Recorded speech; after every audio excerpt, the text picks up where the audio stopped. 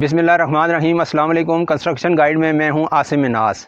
आज का जो टॉपिक है वो है ईंट की पहचान, कि अगर आप ईंट ख़रीदने के लिए जा रहे हैं तो आप किस तरीके से पहचानेंगे कि मेरी ईंट किस कैटेगरी की है जो मैंने ख़रीदनी है। आपको सबसे पहले ईंट का पता होना चाहिए कि मैंने कौन सी ईंट लेनी है। यकीनन आप जब जाएंगे तो आप यही कहेंगे कि मुझे अच्छी किस्म की ईंट चाहिए। तो अच्छी ईंट के लिए आपको ईंट की पहचान का होना ज़रूरी है। ये वीडियो मेरी इसी से मुतल्लिक है कि ईंट की आप पहचान किस तरीके से करेंगे।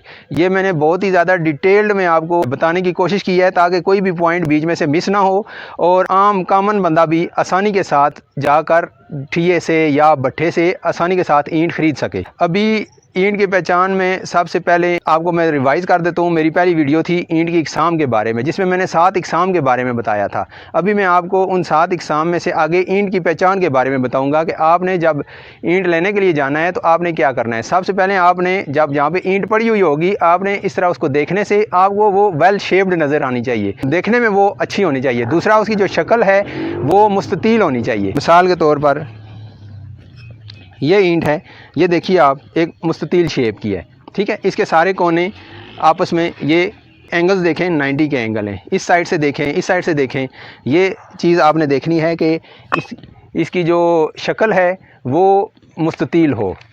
इसके अलावा जो अगली चीज़ आपने देखनी है, किनारे वगैरह इसके टूटे हुए ना हो। मिसाल के तौर पर ये ईंट है, अभी आप देख सकते हैं ये हर लिहाज से परफेक्ट ईंट है। ये देखें आप, इसके किनारे बिल्कुल A1 बनी हुई है। इस तरह किनारे टूटे हुए ना हो। नेक्स्ट, अब आपने ईंट को उठाना है और उसका वज़न चेक करना है। ईंट वज़नी होनी चाहिए।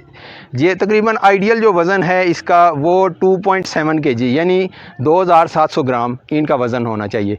आप इस तरह वज़न उठाकर भी देख सकते हैं और अगर आपके पास मेजरमेंट का कोई तरीका है तो आप वहाँ पे उसको तोल भी सकते हैं। तो ये इसका वज़न हो गया। ईंट का जो साइज़ है वो भी जो आप देखें तो वो इस तरह होना चाहिए 9 इंच, इस तरह होना चाहिए 4.5 इंच और इस तरह होना चाहिए 3 इंच। वो एक अच्छी आइडियल किस्म की ईंट समझी जाती है। इसके अलावा आप ईंट को अगर पानी के अंदर डुबोएं, ये ईंट के चेक करने का एक तरीका है। अगर आप उसको पानी के अंदर, बाल्टी के अंदर ईंट को डुबो दें तकरीबन 2 घंटे के लिए, 2 घंटे के बाद अगर ईंट का वज़न अपने असल वज़न से उसने तकरीबन 15% तक गेन किया है, 15% तक बढ़ा है, तो इसका मतलब है कि ये जो ईंट है ये एक अच्छी कैटेगरी की ईंट है। लेकिन अगर वो 20%, 25%, 30% उसका वज़न बढ़ गया है तो इसका मतलब है कि ये एक अच्छी आइडियल कैटेगरी की ईंट नहीं है। ईंट का जो आइडियल वज़न है वो तकरीबन 2700 ग्राम समझा जाता है। अगर इसको देखा जाए कि 15% कितना होगा तो तकरीबन जो है ना 2700 का 15% बनता है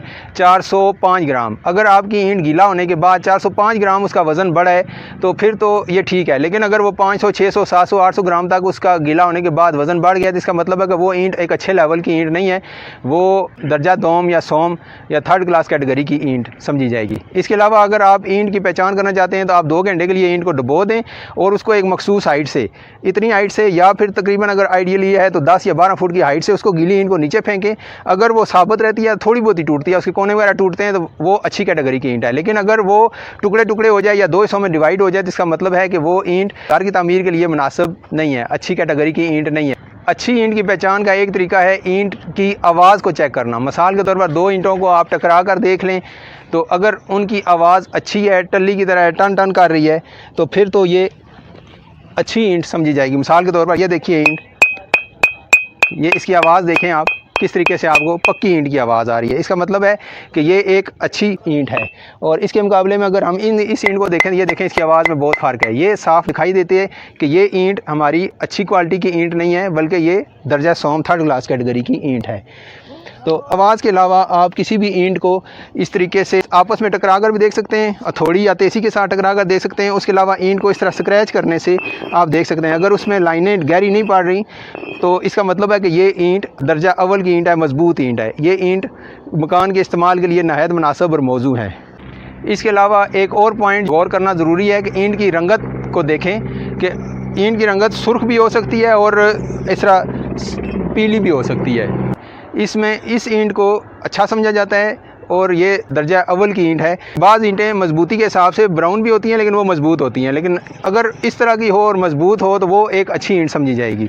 उसके अलावा अगर आप ईंट को तर करें और खुश करें, पहले बाल्टी में 2 घंटे के लिए डुबाएं, उसको बाहर फिर रखें और उसको टाइम दें। जब वो मुकम्मल खुश्क हो जाए उसके अंदर देखना पड़ेगा आपको कि अगर वो सफ़ेदी या अलकली छोड़ती है, अगर तो वो आती है 10 से 15% तो इसका मतलब है कि वो अच्छी कैटेगरी की ईंट है। लेकिन अगर 25% आती है फिर मीडियम, और अगर 50 या अबव 50 हो अलकली उसके ऊपर ज़ाहिर होना शुरू हो जाती है, इसका मतलब है कि वो कम दर्जे की ईंट है। ऐसी ईंट की आपने ख़रीदारी नहीं करनी। इसके अलावा एक ईंट की पहचान का तरीका ये भी है कि आप ईंट को जब आपके पास ट्राली आ रही है या डंपर आ रहा है तो जब वो अनलोड होता है तो ईंट का वज़न बहुत ज़्यादा पड़ता है, जिससे अगर ईंट कच्ची होगी तो वो टूट जाती है। अगर आपकी ईंटें एक ट्राली या एक डंपर आप मंगवाते हैं और वो इस्तेमाल करते हैं, उसमें देखेंगे टूटी हुई ईंटें कितनी हैं।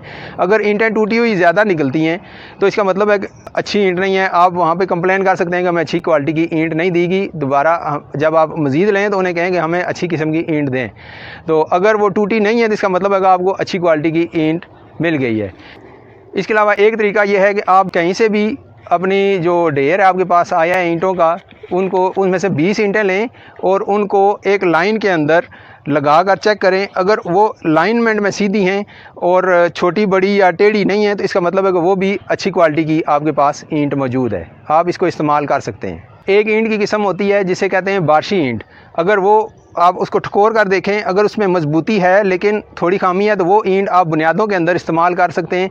वहाँ वो बुनियादों के लिए अच्छी ईंट समझी जाती है और ऊपर जो है आप बार्शी ईंट इस्तेमाल ना करें। इसके अलावा इन तमाम बातों के साथ साथ अगर आपको फिर भी अगर महसूस होता है कि जो हमारे ईंट आई है हमें उसकी पहचान नहीं है, तो जो आपके साइट पर काम करने वाले मैसन्स हैं, मिस्त्री हैं, आप क्योंकि उनका तजर्बा आम बंदे के तजर्बे से इंतहाई ज़्यादा होता है, तो वो ईंट को देखते सारी, हाथ में उठाते सारी बता देते हैं कि ये ईंट किस कैटेगरी की है। तो आप उनसे मालूमात ले लें कि जो हमारी ईंट आई है ये कैसी है, वो फ़ौरन आपको बता देंगे ये इस कैटेगरी की है। इससे आगे जो मैं आपके लिए वीडियो बनाऊंगा उसमें मैं आपको बताऊंगा कि ईंट, अच्छी ईंट लगाने के फ़ायदे क्या हैं और घटिया ईंट लगाने के नुकसानात क्या हैं, वो मैं आपको बहुत ज़्यादा डिटेल में बताऊंगा ताकि आपको पता हो कि अगर हमने घटिया ईंट लगाई, एक सस्ती ईंट लगाई या ख़राब ईंट लगाई तो उसके अंदर क्या क्या मसाइल पैदा होंगे। तो अब तक के लिए इतना ही। अपने मेज़बान आसिम नाज को इजाज़त दीजिए। इंशाल्लाह आपसे नेक्स्ट वीडियो में मुलाकात होगी। अल्लाह हाफ़िज़।